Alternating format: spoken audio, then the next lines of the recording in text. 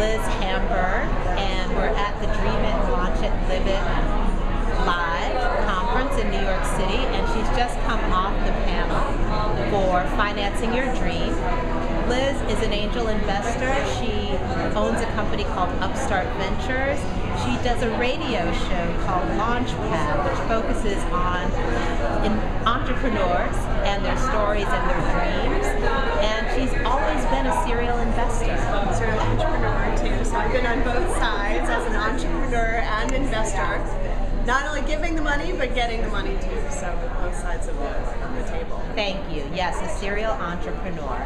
And today, Liz was talking about women and investors and venture capitalist firms, and she had a really striking statistic that only 24% of the people who pitch investors and venture capitalists are women. Well, angel investors, yeah. Angel. Yeah, and I think the statistics are, I think less than 10% of actual private equity funding goes to women-owned businesses, and very small percentage even of angel investment goes to women-owned businesses.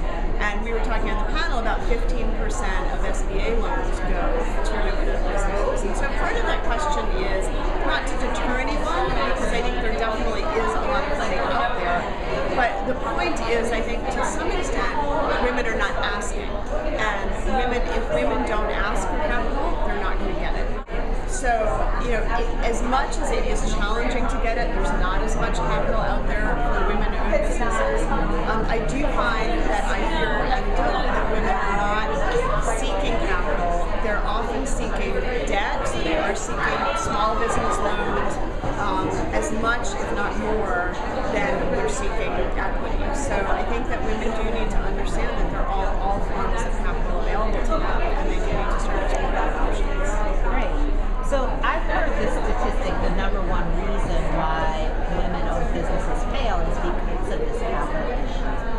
What can we do as women, or what advice would you give to women in terms of, when should they realize that it's time to maybe do something a little bit different, stop self-funding and go after something? The things that I've seen a lot of is that women take failure very personally. And so when a woman fails, either in getting capital or the whole business fails, she says, I failed and I'm done. I'm not going to do any more business. I'm not going to ask anyone else.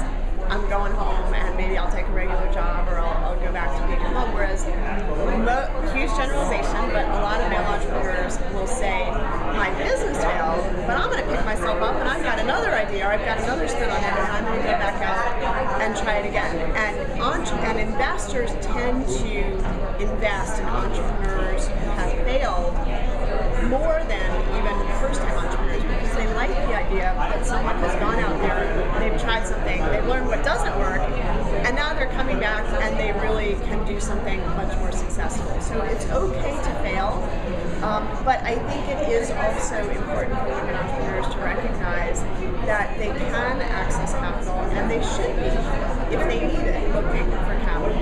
That it's not necessarily better to try to do everything on a shoestring and totally self-funded. So going back to your background, I know you're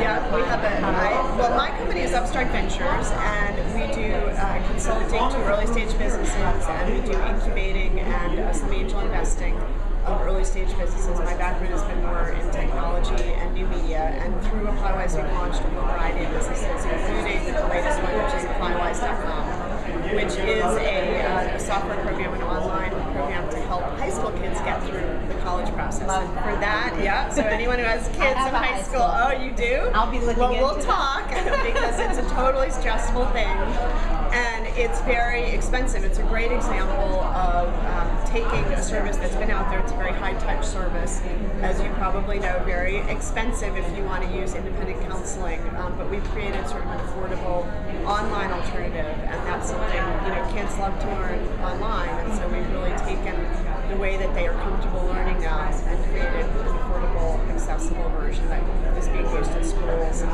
like Kaplan and all over the country. What is it that you're looking for? Well, someone just asked that outside who was looking for angel investment. So that's great, actually, if someone is willing to go out there and seek people out and knock on these doors and ask for help.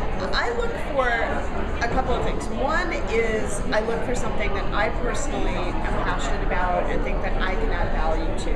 Because as an angel investor, not all angel investors, but for me as an angel investor, I like to be involved with the company. I like to add value. I like to make sure that I'm right in there trying to help grow that company. Not all angel investors are like that.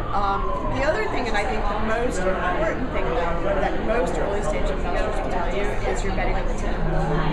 So you're betting on the management team because the idea may or may not succeed, but it's the management team and the way that they execute that's really going to make the difference. Because there was a great quote, and I don't remember it exactly, but it was something to the effect of, there's plenty of good ideas out there, but it's real that there are very few people who can execute the good ideas. And a good idea is only as good as the idea.